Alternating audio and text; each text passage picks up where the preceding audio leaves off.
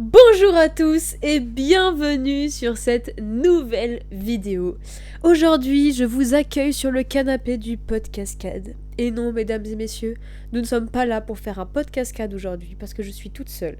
Mais je vous propose un nouveau concept sur cette chaîne. Alors, on tamise les lumières. Installez-vous confortablement, prenez un petit thé, un petit café, un petit coca. Et c'est parti pour le premier épisode de Histoire de cascadeur.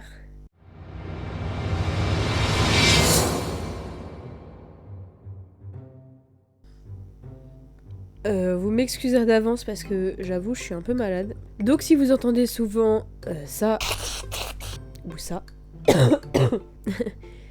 tout à fait normal. J'imagine que vous connaissez tous Harry Potter.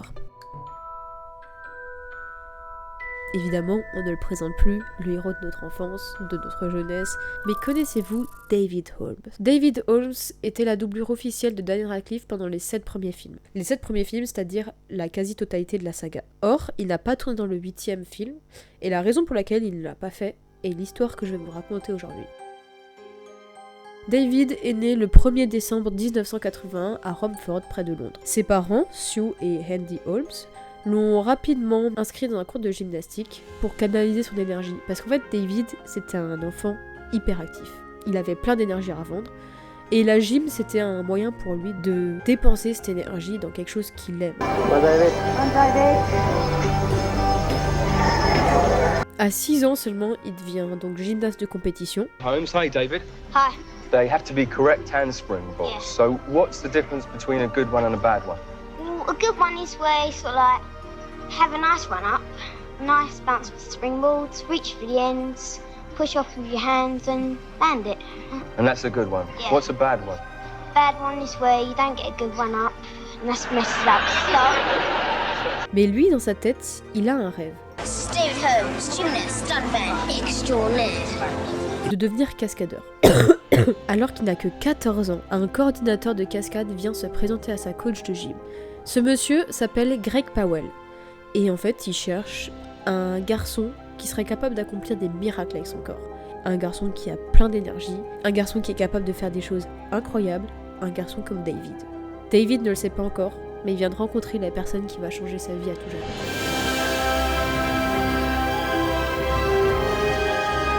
Sa vie dans le cinéma commence enfin. Il touche à son rêve et il va doubler l'acteur de Will Robinson dans ses scènes les plus périlleuses d'action dans le film Perdu dans l'espace. And the film set was like a spaceship had to jump and dive away from a pyrotechnic. Alors qu'il travaillait sur le film Bedazzled, B-E-D-A-Z-Z-L-E-D. Comment on dit ça? Attends. Google traduction. Bedazzled, un film avec Elizabeth Hurley et Brendan Fraser. Greg Powell va lui demander en fait s'il peut garder son numéro parce que il est possible qu'il l'invite un de ces quatre à une répétition de Harry Potter. Voilà, juste comme ça quoi. D'accord. L'audition consistait pour lui à réfléchir à comment ils allaient mettre en scène les parties de Quidditch.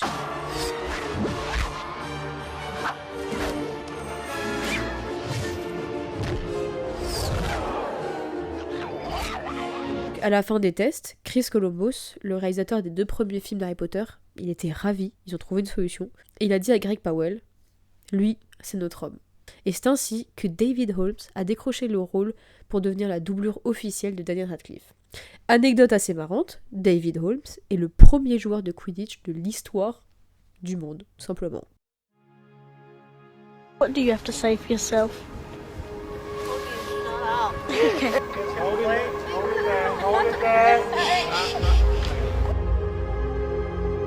David n'a pas seulement doublé Daniel Radcliffe, mais il a également doublé les rôles de Hermione, Ron, Neville et Malfoy, ce qui fait la quasi-totalité du casting principal. La première scène dans laquelle on le voit, c'est la scène du troll dans les toilettes, et c'était Hermione. Il portait une perruque en fait.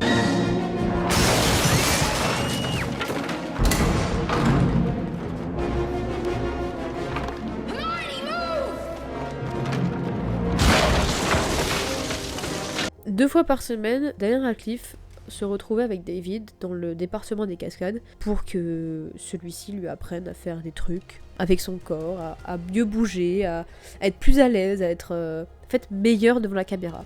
Quand Greg Powell a vu Daniel shooter dans la balle dans la scène avec Dubois, il a regardé David et lui a dit Daniel Radcliffe admet d'ailleurs que pendant un petit moment, il a voulu devenir cascadeur lui-même. Vous voyez David Holmes comme un grand frère cool avec qui on fait des trucs cool, quoi.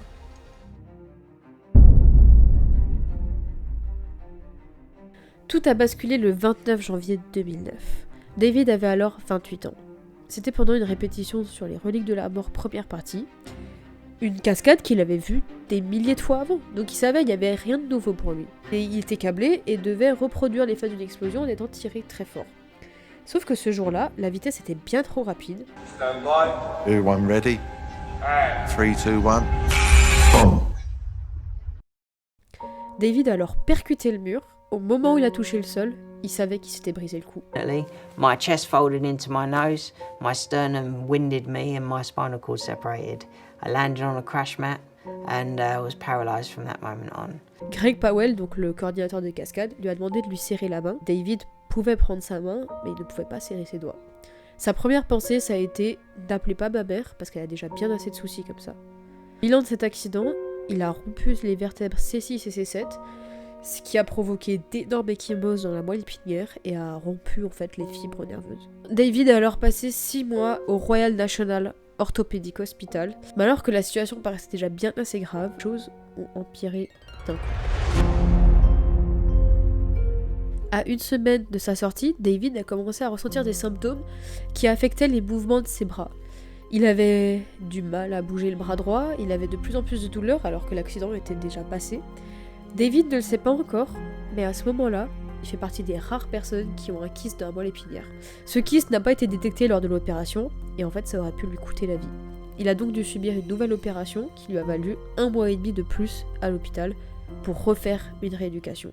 Malgré son accident, David a toujours été très bien entouré. L'équipe du film est souvent venue le voir, sa famille était là. Daniel Radcliffe ou Tom Felton sont souvent venus le voir à l'hôpital, et puis il entretient encore aujourd'hui d'étroites relations avec les personnes du film. D'ailleurs, il considère l'équipe du film un peu comme sa seconde famille. 1 marshmallow in, chubby bunny. 2 marshmallows in, say chubby bunnies. All up to as many as you can get until they're popping out your nose and your pluralise it. I can't get to 2. Chubby bunny. Chubby bunny. Chubby bunny. Problems wrong. Oh, really? We'll give him that pass.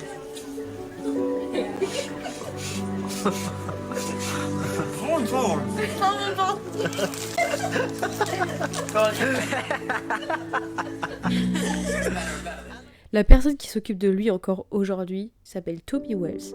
Et Tommy Wells est l'un de ses meilleur ami d'enfance. Ça fait depuis plus de 14 ans maintenant qu'il est aide-soignant pour David. Et grâce à lui, David a pu voyager, il peut conduire une voiture de sport, donc évidemment adaptée, et il a pu vivre toutes sortes d'aventures auprès de Tommy, parce qu'en fait, tout simplement, il avait quelqu'un avec lui, quoi. Guess what I just found? Come find me.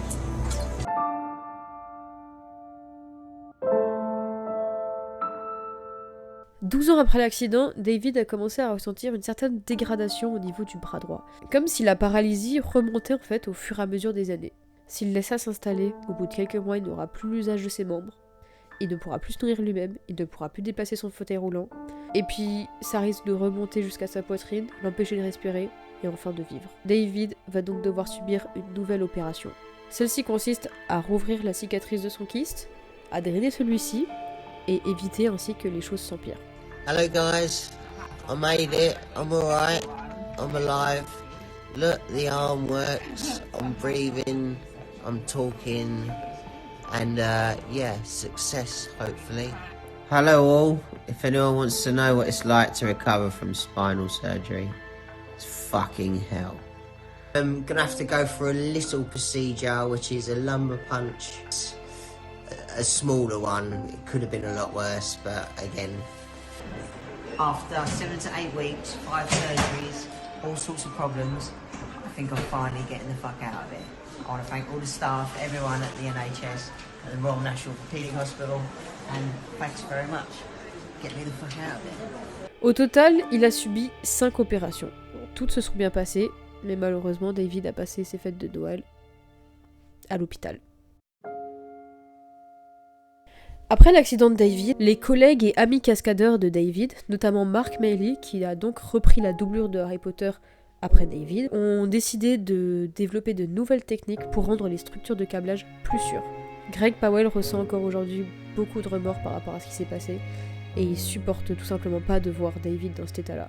I was the last one to touch him when he could actually walk, and I was the first one to touch him when he couldn't walk. And that's an awful feeling. Well, sorry. En 2020, David Holmes a commencé à animer un podcast sur la cascade qui s'appelle Cunning Stunts, où il interroge de nombreux régleurs de cascade et cascadeurs. C'est un peu son podcast cascade finalement. On a eu la même idée, c'est fou. En 2009, David a fondé le David Holmes Cricket Cup, qui a actuellement récolté plus de 100 000 livres pour des œuvres de charité pour les hôpitaux. David Holmes œuvre aujourd'hui à rendre la cascade beaucoup plus accessible aux jeunes. Il n'a jamais perdu espoir en quoi que ce soit. C'est la fin de l'histoire de David Holmes, j'espère qu'elle vous aura plu. N'hésitez pas à me dire en commentaire si c'est le cas. Pour la réalisation de cette vidéo, je me suis énormément inspirée du reportage qui s'appelle David Holmes, The Boy Who Lived. C'est un documentaire qui parle donc de la vie de David, comment c'était avant, pendant et après l'accident. Et c'est hyper intéressant. Ce documentaire n'est pas encore sorti en France, il est uniquement accessible sur HBO, donc aux États-Unis.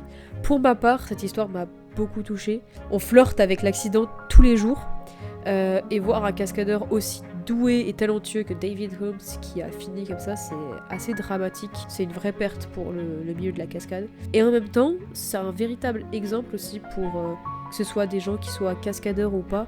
Juste de voir que oui, la vie ne s'arrête pas là. Il a plus jamais pu travailler et pourtant, qu'est-ce qu'il a vécu quoi. Enfin, c'est assez fou. Voilà, c'est la fin de cette vidéo. C'était Swan VDS. Bye bye.